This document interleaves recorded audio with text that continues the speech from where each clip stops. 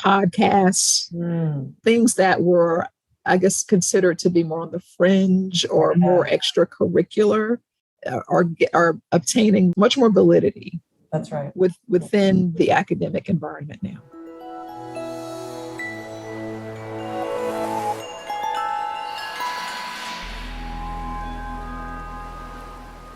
Well, hello, you're back at the Faculty Factory podcast. I'm Kim Skorupski, your host here at Hopkins, and I'm looking at Dr. Erika Brown. Hi, Erika. Hi, Kim. It's a pleasure to quote unquote see you again. Yes, it is. And in that gorgeous background, you're gonna learn all about where Erika is now and where she was.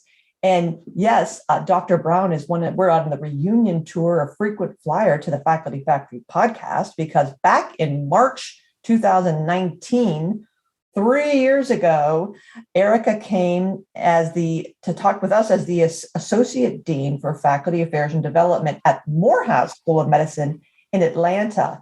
And that is a really great conversation if you're new to an Office of Faculty Development, to Faculty Affairs, or you're new to academic medicine and you want to understand what the field of Faculty Affairs and Development does, because Erika spelled out a wonderful program there at Morehouse, looking at, it was executive onboarding, which was a fascinating description of the orientation and mentorship around leaders at the department level, department chair sessions. All the chairs would have chair sessions and luncheons and junior faculty workshops and luncheons and committees, and a really kind of a nice wraparound comprehensive service from early career all the way through leadership. So she did a really kind of a nice full out description of our field. And now Dr. Brown is in a new position. And again, I'm just admiring the gorgeous background she has. Too bad you can't see it. Dr. Brown, tell everybody where you are now.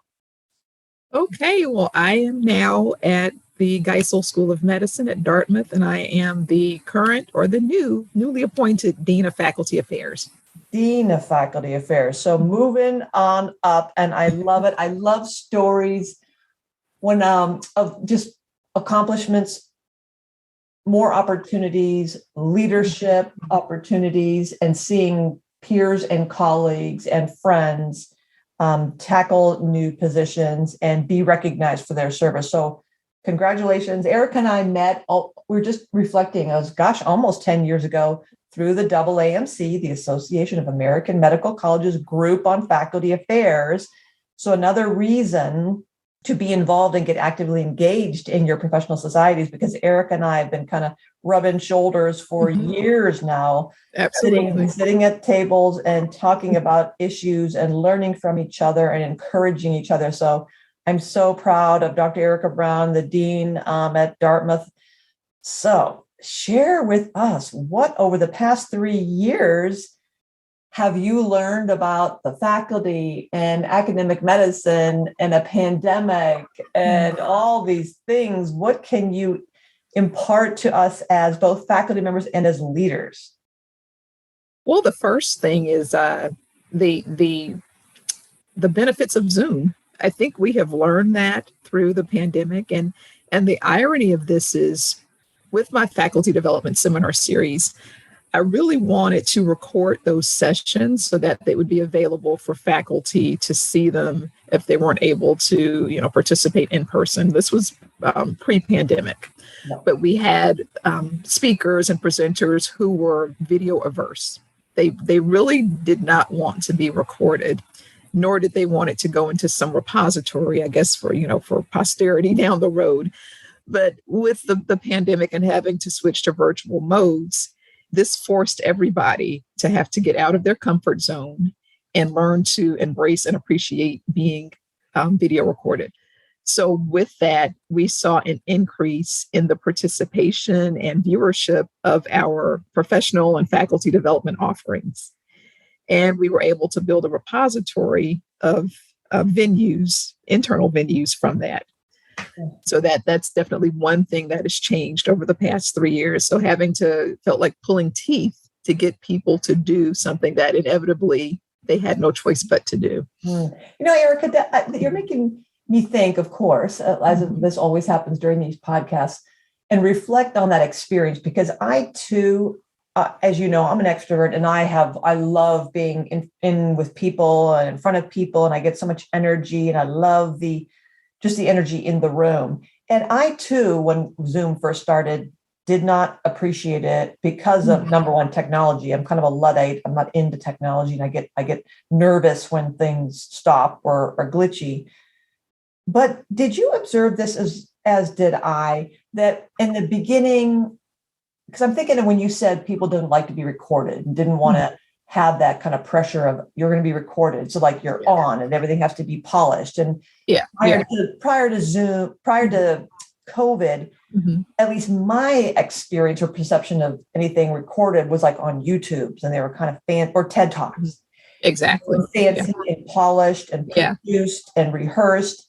And I thought that sounds like so much work. And my experience has been that now I'm into, we're into 2+ years of this, and everything is so much more casual. Oh my and goodness, there are dogs barking, and there are kids crying, and their doorbells ringing, and everybody's like, whatever. And people are in their hoodies and their scrubs, and that pressure of being recorded and having to look like you're on the Oprah show is we're done with that. Am I the only, do you also have that kind of perception that the walls coming down in terms of formality has increased or I guess decreased the reluctance, or kind of put that aside, that people are more comfortable? Is that right? Or is that just my opinion? I absolutely agree. And I think that was one of the main reasons for the apprehension of people being video recorded before. And now I think people are realizing you can be just as comfortable in front of the little camera on your laptop or whatever, your device, on a Zoom presentation as you were when you were giving a more didactic classroom setting presentation. And I that's something I've definitely appreciated. I was viewing, we had a speaker about maybe a week or two ago, and the speaker was giving their presentation in the evening. So I think it was from maybe 6 to 7:30. So everyone had an opportunity to go home, change clothes. And it was so comforting to see people in their sweats, no makeup. And we're just collaborating and interacting in this very casual environment via Zoom. And the goal isn't for us to look as if we're newscasters, but we're just focused on this presenter. Yeah. And that's what I like from this. The focus has gone more towards the content. Yes. Not necessarily the presentation, but the content, the meat of whatever is being presented. Oh, thank you, Erika. You said it so well, much better than I was trying to think about it. And that's what I was trying to get at, that maybe another benefit of Zoom in this whole era has been not so consumed with appearances and the surfaces of looking at someone's shoes and their hair. Rather, what is in the head? What's between? Because that's what we want. Exactly. And so we're, and I'm sure there's some people out there going, but it's still very important that you have to. Yes. We're not saying that you can be a schlump and have the half of your face showing and your pizza in your face while you're teaching. Certainly not. But I like the way you said that. It's the comfort level to me has gone up, and the casual nature of we're all just people. We're all we all have lives. We're our fully evolved, challenged people with very 3-dimensional lives at home, and who cares, what you look like. So I thank you for saying that much better than I did. What else other than the Zoom and the technology did you experience or observe, Erika?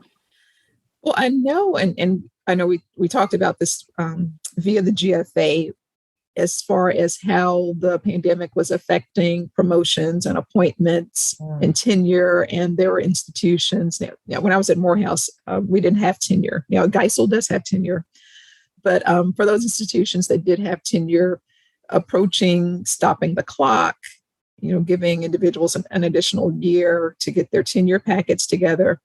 And one of the things that I noticed when I was at Morehouse School of Medicine was that I think we've had actually an increase in promotions because people had time to actually get their promotion packets together. they had time to actually speak in more detail with may have been their department chair or whoever their other mentors or sponsors were to help them assemble a solid body of work.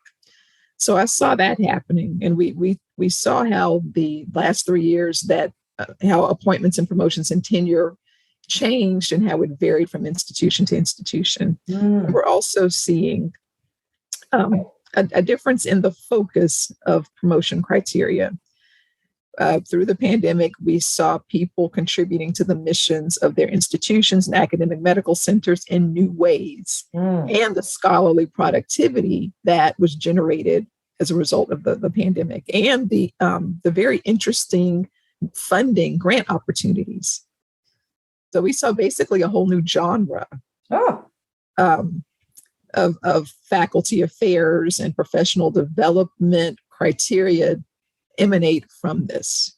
Oh my gosh. Now I need to sit and think about that for a second, because I love that you raised that profile of a new genre, a new way of thinking, a new way of contributing. And are you talking about things like, and I'm part of, my own shoes here at Hopkins, is we had a body of faculty members who seemed to be in our insider news, emails, announcements all the time, like they were in the community. They were heavily steeped in the community around COVID vaccinations and boosters and education around epidemiology and our surrounding urban communities here near the hospital. Is that the kind of new genre of doing science in community? Yeah, you're nodding. Yeah, exactly. That's one version of it, and a very, very strong example. And the other is an appreciation for things like what we're doing now becoming acceptable forms of scholarship. You're talking about like social media and podcasts, things that were, I guess, considered to be more on the fringe or more extracurricular are obtaining much more validity. That's right. Within the academic environment now. Right. So that's another really good point that I think for a long time, it's the old traditional, measuring productivity by the peer-reviewed publications. Exactly. Period. That's it. Hard stop. And like, well, wait. Yep. This new generation, the new way of doing science and bringing science to life, just by virtue of technology bringing us more tools, allows us to disseminate our science more broadly and quickly. Exactly. So on both fronts, the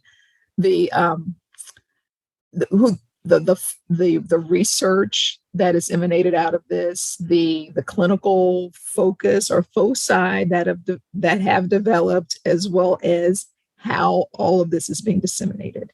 Right. And isn't it the first thing you started on this topic of promotion and appointments and tenure got me mad, because it made me think, you said rightly so, and a lot of us experienced this, that when the pandemic happened and a lot of us were quarantined, there was a certain segment of the population of our faculty members who could or were forced to stay home, and others, were of course in the hospital front lines. And it just kind of makes me mad to think that we need a pandemic for our faculty to have time to put their documents. Exactly. Isn't that absurd? Exactly. It's so you're so right, Erika. And yet I have a hard time with that. Oh, isn't it great? Every once in a while, we just need a good old pandemic so that we can stay home and get some work done. Isn't it ridiculous that because it is a part-time job? I mean, when faculty come to me, I'm like, oh, hello, I'm just 2 hot years off of my being promoted to professor, and it was a part-time job. Yeah. Friday, Saturdays and Sunday afternoons, I was working on my dossier. Exactly. But fortunately, I don't have a husband. I don't have children. Exactly. So I have that luxury. I have the luxury doing that. What about all our faculty members who have partners and children and a life and caring for older parents? And we expect them to somehow find the hours in the day and the week and the month for another part-time job to format their CV, get their materials together, get their letters, find their recommended. It makes me just bonkers. It makes me bonkers that we'll say, well, give it another 10 years, we should have another pandemic, and then you'll be able to get your materials together. Absurdity. Yeah, I don't think anyone's going to stop the clock that long, unfortunately. Well, for Hopkins, we don't have a clock. Oh, So we don't have a clock. So there's no up and out. We have what's called a 7-year appointment review that a lot of faculty go, oh my gosh, Kim, I got a 7-year appointment review. Oh, what's that? What's that? I'm like, oh no, that's good. The 7-year appointment review is sent to faculty who do not go from assistant to associate professor or associate. And it's a matter of saying, oh my gosh, hey, Kim Skrupski, we noticed that you've been at rank for, this is now year 8. How you doing? This is just going to make sure you're okay. Mm-hmm. Are you on track to do it? Yeah. Are you good where we don't want to have anyone fall through the cracks. So it's an opportunity for them. It's our advocating, hey, we see you. Are you good? Versus, it's been a kind of a culture change and make sure, no, you're not going to get yelled at. You're not getting called into the principal's office like TikTok, you're out the door. So we don't have that at Hopkins. Wow, that alleviates a lot of stress. Right. Oh my goodness. Yeah. So I don't know, I'll be curious to see, since you've been at Dartmouth, just a minute or so, 3 months, how you learn how things are different there or same, I don't know. It'll be interesting to see the experiences there. And I can't imagine coming to a new position, especially a higher level position in the pandemic. It's exciting and yet daunting, because I just imagine the fatigue of faculty just being so fatigued and just so tired. And then so your job to, help spark those excitement, breathing life into know, you got this, you're good. We're going to do it. Yeah. And the good thing is, well, we had been in the pandemic for, gosh, how long then? Maybe about 1.5 years at that point. So it's not as if I was starting a new job at the beginning of the pandemic, which would have been very, very difficult. So, we all had an opportunity to become acclimated to working under these conditions. And so that's number one. And then number two, there was a lot of excitement about the transition, because the previous or my predecessor had done an excellent job, and she felt that it was time to pass the torch. And she has been a wonderful advocate for me in this role. So the way that she transitioned out, she also helped to provide a lot of excitement for whoever the new person was to step in. Oh, that's an important lesson there, Erika. Mm-hmm. So you were not inheriting a mess. You were not inheriting a big hole in the ground, like you got to build it. Like our colleague, we're talking about Maureen Connolly. She had to build something from nothing, and that is like building a brand new, not even a house, a mansion. I don't know how you even begin that, but that is a blessing to work with someone who has done a good job, and there are no sour grapes. There's nothing, drama leaving, but also then supports you. So that sounds like a beautiful marriage there. So very good. What else is going on, or what else did you want to share with the Faculty Factory podcast, Dr. Erika Brown, Dean of Faculty at Dartmouth? Well, one of the things I think we are seeing, which has really, really helped this environment that we're in, and this is more on the academic side, but it does merge with professional development, is seeing a rise in the number of online courses that's been created. And I think that, because that has been helpful for the non-traditional student, for the commuter student. But what it has also done is it really contributed towards the flipped classroom model that we've started seeing. And I think by having all of that happen before the pandemic, it really prepped a lot of schools, especially ours, when we had to make this transition of everything going virtual and including professional development. Right. Now, do you have any murmurings, or what are you hearing from boots on the ground? Like, I can't wait to get back into the classroom and sit next to human beings, no, I really like to click in the mouse. It's much more convenient for me. I don't have to get in my car. I don't have to drive to another building. I don't have to walk to another building, then figure out when I have to leave to run back to see patients or get to the lab. we're getting that all the time here at Hopkins. Like, when are we going back? When are we going back? And then equal amount of people, maybe an equal, going, will they be hybrid? And then I, Kim Skrupski, I'm thinking, oh my gosh, I can't imagine being in an auditorium doing a Myers-Briggs with, breakout groups in an auditorium and breakout groups in a Zoom and monitoring a chat and being raised. And I can't hear you. What'd they say? What did she say? The Zoom just went out. I think I will jam my head into the wall and that's it. Game over, man. I don't know how I'll be able to do that. So what do you think is going to happen? What I'm seeing is people want the best of both worlds. I know. They want to have the option to meet in person and teach in person and congregate in person. But then they also would like to have maybe 2 remote work days where they can work virtually or work from their homes without any interruptions. So that's what I'm seeing. And especially with new recruits, that they are really incorporating that in their negotiation packages, that they can have a hybrid work model.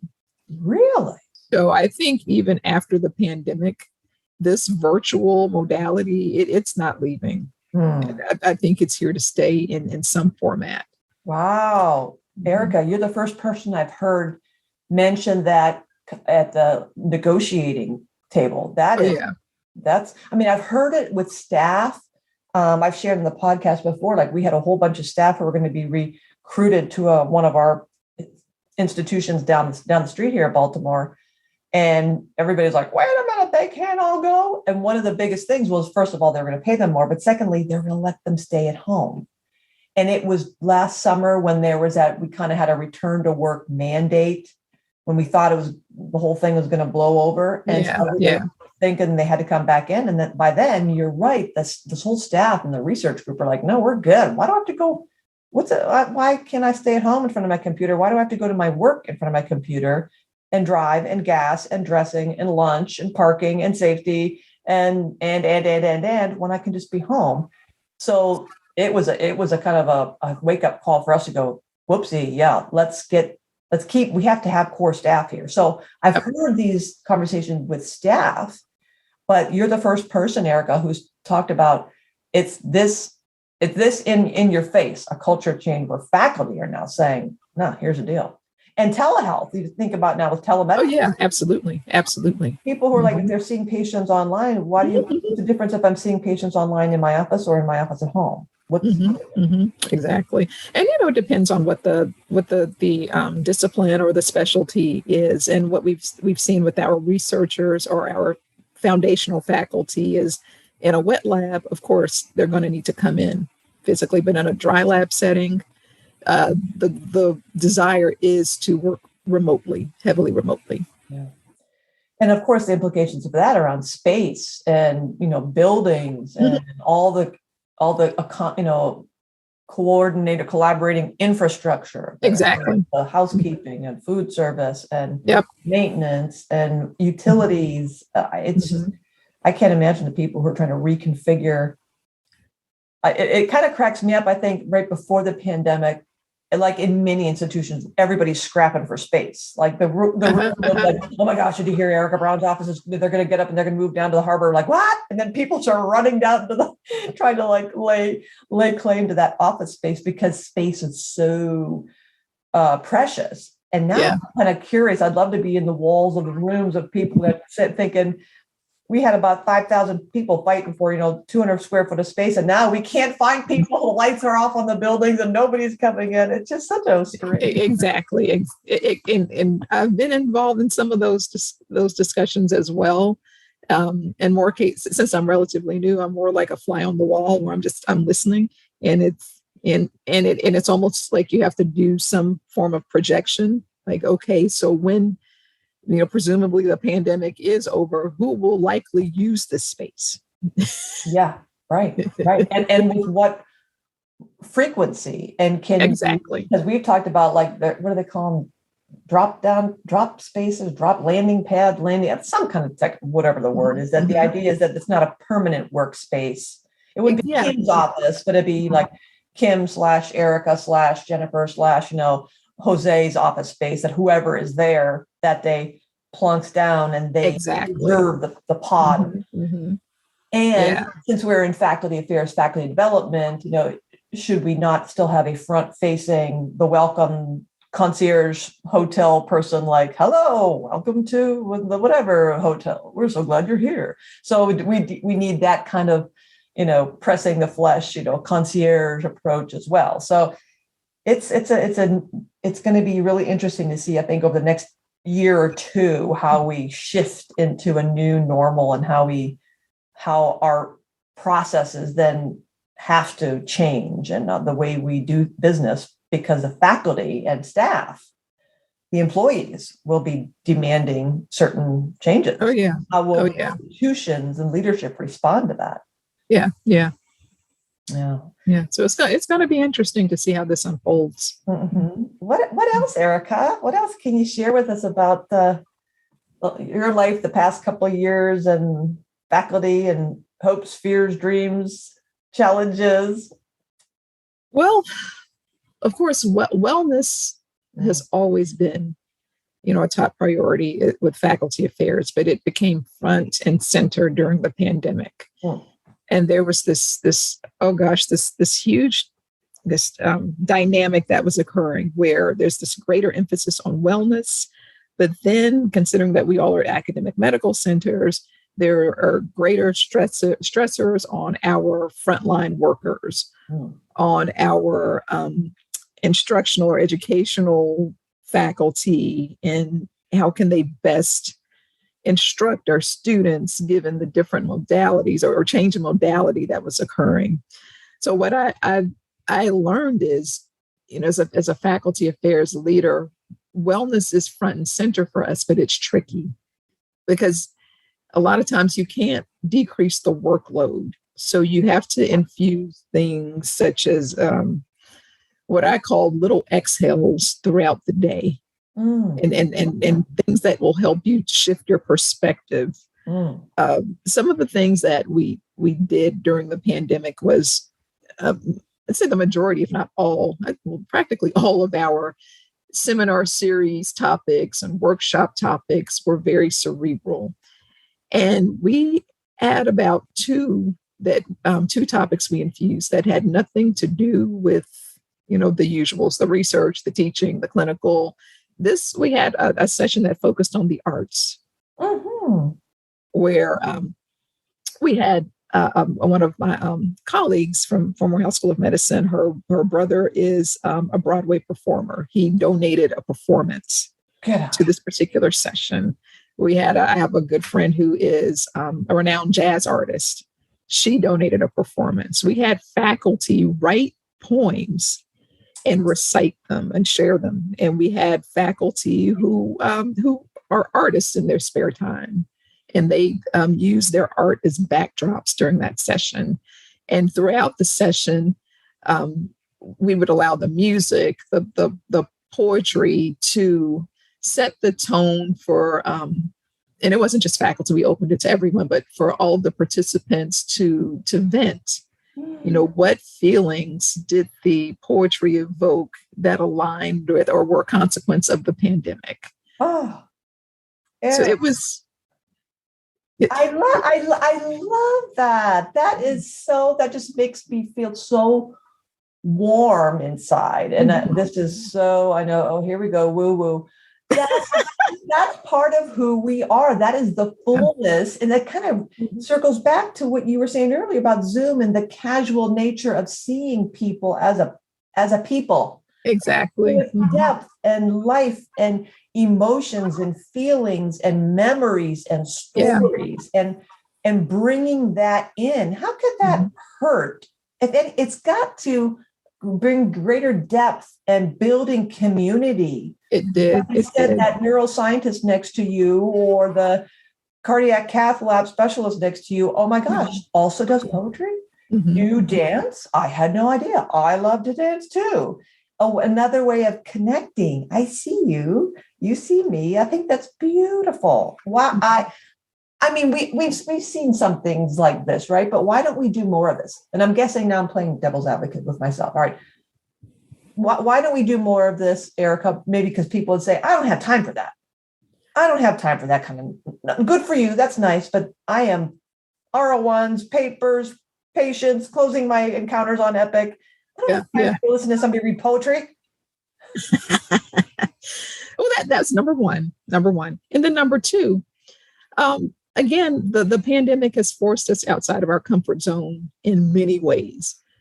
And what I saw happening was there were people in the clinic, who had the Zoom on. And even if they weren't in front of the camera, they were able to listen to what was happening.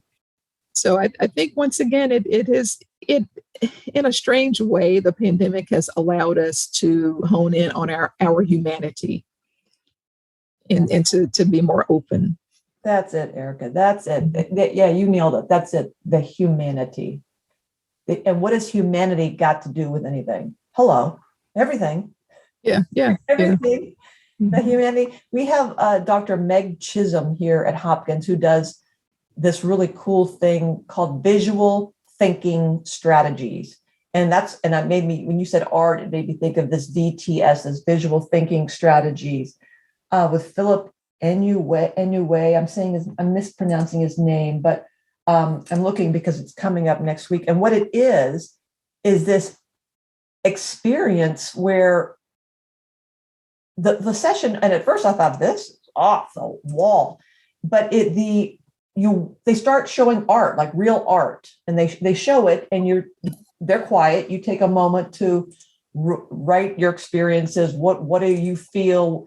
And there's no judgment. Everybody in the room goes around. Well, I thought about this. It made me think that. It made me think that. And then it brings it back to like, why did you get into academic medicine? And it just kind of broadens your way of arriving anywhere, arriving in the patient encounter, in the lab, with your colleagues on a Zoom call, on your admin teams. It just kind of broadened my perspective. And that's, Erika, what you're saying, like the humanity. When you think you don't have time to do these things, sometimes like you need to make time for things. Exactly. That little exhales that you said so nicely. Sometimes that's all you need, right? Sometimes when you think, I'm so busy. Well, come take a walk with me, Erika. And you'd be like, Kim, I just told you I'm busy. I'm like, go walk with me for 5 minutes, right? What happens at the 4-minute mark? You're like, oh, I get it. Oxygen, it's a thing. I'm moving my body. I'm feeling better. And I've seen that happen too, where people are actually having, informal meetings. I've seen mentors and mentees taking a walk together, and they're talking about career development.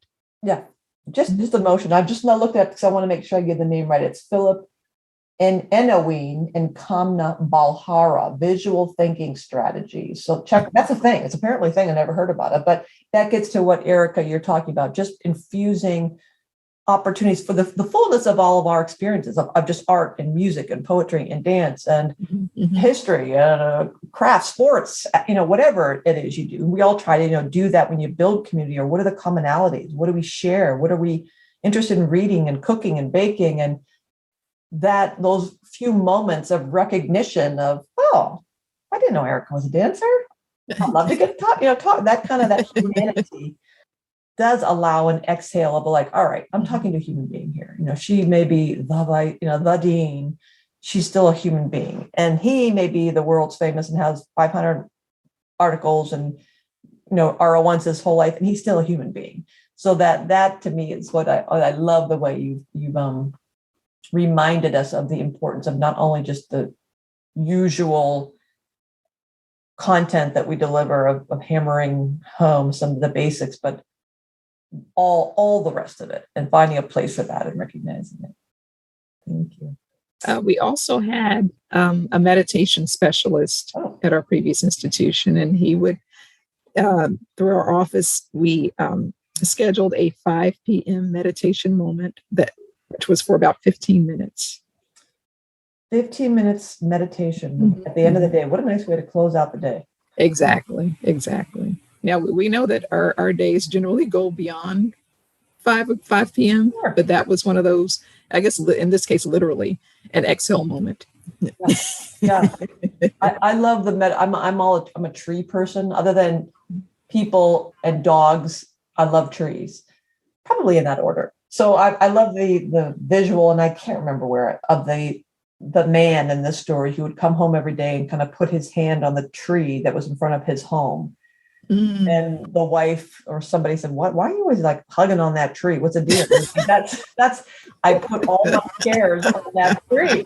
When I come home, it's like I'm giving it to the tree. I'm leaving it. That you're making me think of a mindfulness moment of purposely having a ritual of reminding you, okay, I'm leaving my cares with this beautiful tree. You guard them until the morning. When I leave, I will pick them up again, but I'm leaving my metaphorical bag at the root of this tree. And that is what I think is so beautiful about your little exhales, and is the moments, the little moments here and there that we can take. Yeah. And they may not cost you. They may, in fact, fill your tank. It's kind Absolutely. of like little supplements and little vaccination booster shots throughout the day. Right. How many times I think when I'll be slammed with things and I'll look at my calendar, I'm like, I got another meeting. Oh, that one or this person. I get really, I don't want to do it. I don't want to do it. And like get all knickers in a knot. No, stompy. I hate this. I hate that. And then in a couple minutes of the meeting, I'm like, oh, well, I'm actually having fun. This isn't bad after all. And I'm like, what is wrong with you? We always need the reminders. And that's the kind of, the little kick in the pants. No, I know you're busy. It's literally, is this like one of these sci-fi movies that the bomb's going to go off in 5 seconds, that you got to diffuse it? If not, come walk with me around the block. It's going to be fine. I promise you. In fact, you're going to have greater clarity after a walk on the block and getting some air and getting in touch with your humanity. Love it.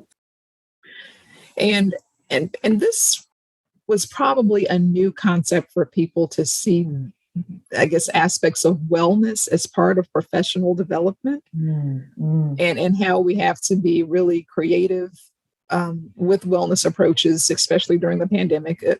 But I think just wellness approaches in general, because unfortunately our workloads, they really aren't going to change. They aren't.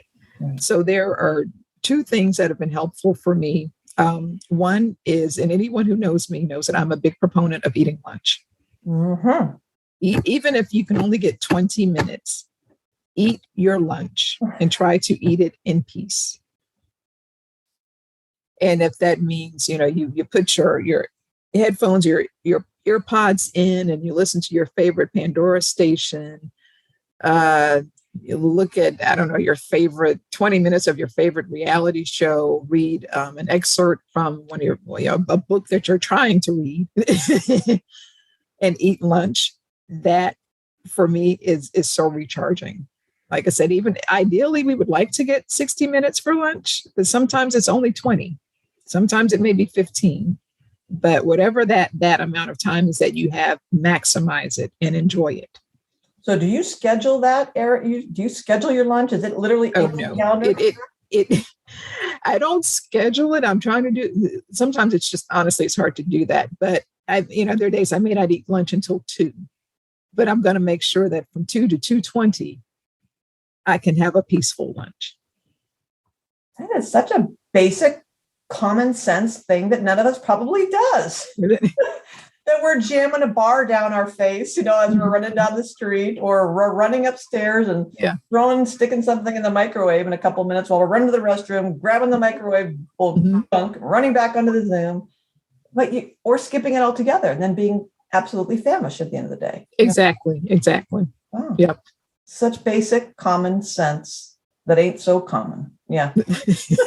My grandpa said, common sense is not so common, Kimberly. And the other thing is, this is something that a therapist told a group of us. We had, I can't remember what the event was, but it was something that was focused on women and women's wellness during the pandemic. And she said that it's okay to mourn the loss of a lifestyle, because, we've had individuals who have unfortunately, they've lost family members. They've lost jobs. I mean, they've gone through severe losses. And you can understand just the turmoil that they're feeling. And then there are others that have not lost as much, but they don't have that level of satisfaction in their lives as they had before, because they can't freely, go to their favorite restaurant. They can't freely go and visit their older relatives, things of that nature. And so a lot of us, I myself included, we were feeling guilt that we were, lamenting the things that we had lost that were in nowhere near the magnitude of what we've seen others lose. And what she said for me was freeing, because she said, well, that is a loss. It may not be on the magnitude of other losses, but it is a loss of a lifestyle, and it's okay to mourn that. That is so profound. And what great permission to alleviate that guilt of feeling like a complete idiot when you go, oh, my pizza shop does I can't sit in there and get my favorite martini. And you think, did that just come out of my head? Did I just say that to the person who's sitting across from me, whose dad just got out of the hospital, and who's, fill in the blank, whose child just wasn't in school for 9 months. Yeah. Wait, did I just say, am I whining about pizza? Am I whining about, I have to wear a mask when I go to my gym to exercise? Really? But I'd feel so much of that guilt, but you're right. It is a loss of a lifestyle. It is okay it's our reality. We have different levels of reality, and everybody has different, and so that's the paradox to me. Yeah, nobody died, for some people, like, nobody died, snap out of it. What's your problem? Get over it. That's too simplistic to say, and guilting someone into saying, yeah, you're right. I really have no right complaining about, I've got a great job. I'm a faculty member at Dartmouth. What's my problem? I need to snap out of it. Yes and no. No, this could be your career. Yeah, you were coming to Dartmouth and you're going to have a great career and build this lab, and now your lab shut down. Yeah, exactly. Okay. This is appropriate that you go, oh my gosh, where's my life? Or these kids who just graduated high school or college and the world shut down. Yeah, you're alive and your family's alive. And also your uncertainty is real. Fear, the anxiety. So I love, it's just, again, another one seems so obvious, but it's not so obvious, because a lot of us think, no, I feel like an idiot for complaining about this. Because part of wellness too, from what I've seen, is for people to expect themselves to function at the same level during the pandemic as they did before, and for being really hard on themselves for feeling stressed, for feeling that they're not capable or competent under these conditions. And we all have to be reminded it's a different playing field now, Yes. How reassuring. That is really reassuring. That's a great message. It's okay to mourn the loss of a lifestyle. That is so reassuring to us. And we're all creating new lifestyles, we're building new playing fields. And we're going to do it. And we're going to do it by making sure minimally we eat lunch. Like you said, at a minimum. Try to get that 20 minutes in. I'm telling you, it makes a huge difference. You're nourishing your body, and you're also probably nourishing your spirit. Right. And these are habits that have to be, that's sustainable. So to me, when we talk about building healthy career habits, and James Clear's The Atomic Habits, this little book, we've started this stuff, built on the WAGs concept, the Ready Accountability Groups, and building good habits. It's so important that these things that you think, well, it's common sense, of course, duh, eat, drink water, go to the bathroom. But a lot of faculty will tell you, oh my gosh, I haven't gone to the restroom all day. I've been meaning to go. That's not good for you. No, it's not. I eat in days. That's not good for you. I don't sleep. That's not good for you. Not good for you. Building these habits that will then sustain you through the long haul and during times of upheaval and pandemics and promotion nonsense and turmoil and leadership changes. You will be on that ship, you will be bumping along, but you may be more resilient because you've built, all the bumps are on a sturdier foundation. Exactly. Because a lot of faculty and staff are holding out until vacation time. Vacation time may not be, we're in March. Vacation time may not happen until June. Right. What little things are you going to do to sustain yourself between now and then? Yeah. And then you're exactly right. Not only do you don't just wait for tomorrow and think things will be fine in June. If you're living this kind of frenetic life, are you going to just automatically you're going to turn off the switch? You're going to flip that switch when you're in the airplane in June? Probably not. Exactly. More stressful to you because you're building that kind of those neural pathways that you're always used to, that conflict habituated or stress habituated lifestyle. So you're going to be one of those people go, well, no, I have to check my emails because then when I come back, I'm going to have 1,000 and it's going to be even more stressful. Yeah. No, you could just actually make sure all your emails go to trash and have your guy say, I'm on vacation. Your email's being sent to trash. If this is really important, email me again. Otherwise, I promise you, I'm not going to see this. And then I love it. I just talked to a faculty member yesterday, and I was like, oh my gosh, I have so many emails. We're talking about, I got to get through some emails. And I was, my head, he's like, well, how many are you talking about? I'm like, I got probably a good 20, 30 since in the past couple hours. I got to kind of hammer through them. He's like, do you know how many emails I have in my inbox, Kim? I said, oh, please don't tell me. Please don't tell me. Please don't tell me. He's like, about 4,000. And I said, well, now you're just being ridiculous. He's like, yeah, I got about 4,000. I said, what? First of all, on so many levels, I can't even process that number. I said, but that tells me one big thing. Has anything terrible happened as a consequence of you're not reading those emails? He said, no. And I said, that just goes to show you a lot of these emails. I said, are people mad at you that you're not doing stuff or getting them stuff? He's like, they just send me another email or they call me. I'm like, well, there you go. In one sense, we become a slave to this inbox, thinking that the world's going to stop unless Strupski gets to that inbox. And I'm not saying let's compete to see who can ignore the most emails. I'm just kind of suggesting that was well, then there's some ridiculousness going on in your world. If you've got 4,000 emails, I don't know from how long they've been sitting there, but that's, first of all, too many emails. And then, and then if you're not replying, I guess you need to be on them. I guess it's not that important. Then don't even get rid of your email then, apparently. So I don't know.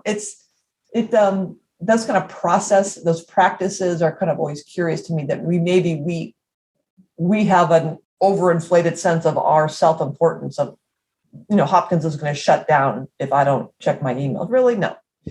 So Bill, my whole point on this, Riff, is that building good habits that will sustain us during tough times and the best we can, building in, as Erika's talking, little exhales, mindfulness moments to stop, to recharge. And it's going to do nothing but, help us, that don't get caught in that trap of, I don't have time to do that. We have to make time for the things that are important to us. Yeah. Otherwise, then we are a slave to a clock. We're slave to other people. We're slave to the emails. Absolutely. Good stuff.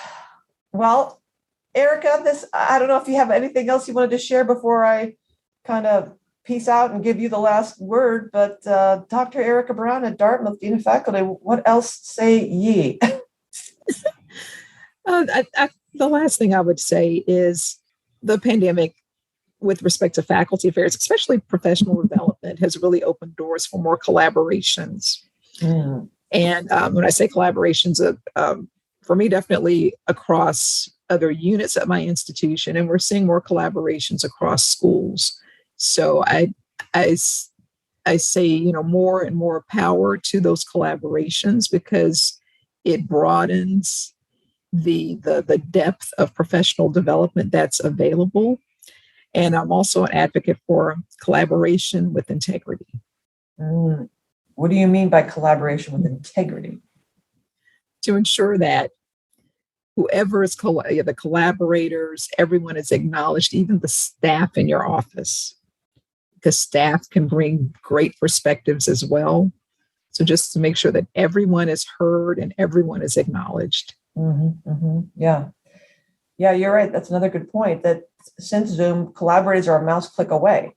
We don't have to necessarily wait till that in-person conference every year, fill in the blank month or hotel, to then meet with that person. Now everybody's so accustomed to email, click, click, click, click. And now you're sitting Zooming with someone who's around the world efficiently, building relationship, and then with integrity. I remember going to a grant writing seminar in Washington, D.C. decades ago, and the presenter said, I'd rather work with nice people than smart people, because somebody said, well, how do I find collaborators? How do I build a team that's so hard? How do I find out? I want to work with the best people, but I want to, make sure that I'm competitive with my grants. And she said, I don't care how smart you are. If you're not nice, I don't want to work with you. And everybody's like, what? And I'm thinking, no, it's kind of like, do you want a good surgeon or a nice surgeon? And like, well, can it be both? But I was like, that doesn't make sense to me. Of course you want a good surgeon. And I guess I don't care if she's a jerk, but she's like, no, when grant writing and working on grants is so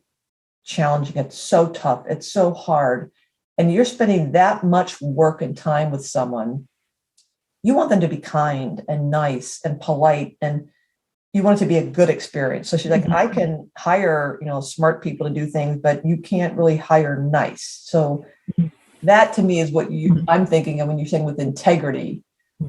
And I think that's a great way to put it, because we really do have to rely on each other now. I mean, even more so than we did before. And so we're really cherishing those interactions more than we did before. I think we took them for granted, never realizing that there could be hindrances in how we interact with each other. Yes. The transparency of being honest. What are your, motivations? What do we need? Let's make sure we're serving each other's needs. Serving each other helps ourselves. You can't lose when we're in service to each other and building each other up. And then those bonds, it just becomes, our humanity is just the normal, well-adjusted person. When you are being helped and lifted up and supported, it brings you so much joy to do the same. So knitting the community together of collaborating with integrity, everybody wins in that. So another great one here. And so, Kim, Dr. Skorupski, I thank you for your Faculty Factory podcast and collaborating with the community with integrity. Oh, Erika, you're so sweet. And I could not be doing it sitting here talking by myself. I could. It would make no sense, but it's because people like you, Erika, who share their wisdom, encouragement, inspiration with the whole worldwide community. So, Dr. Erika Brown, you've been wonderful, charming, given us so many lovely words, so many smart ideas. I love it. I love so much of what you said. Really important stuff. So congratulations to Dartmouth for getting you. And if you want to be in the Faculty Factory podcast, why don't you shoot me an email at facultyfactorykim. That's all one squishy word, facultyfactorykim@gmail. Or if you know somebody else we should invite to be on the podcast, please shoot them our direction. But Dr. Erika Brown, congrats. And thank you so much for being here on the podcast. Thank you. I enjoyed it. Thanks for tuning in to Faculty Factory Podcast. The mission of the Faculty Factory is to build and support a community of leaders in faculty development who share tools, resources, wisdom, and encouragement in service to our faculty members, schools, and institutions. We encourage you to go to facultyfactory.org to find out more. Get in touch with me, ask me any questions. Maybe you want to be interviewed on the podcast. Thanks for tuning in to Faculty Factory Podcast. We'll see you next time. The Faculty Factory podcast and website is sponsored by the Johns Hopkins University School of Medicine Office of Faculty. For more information, visit facultyfactory.org.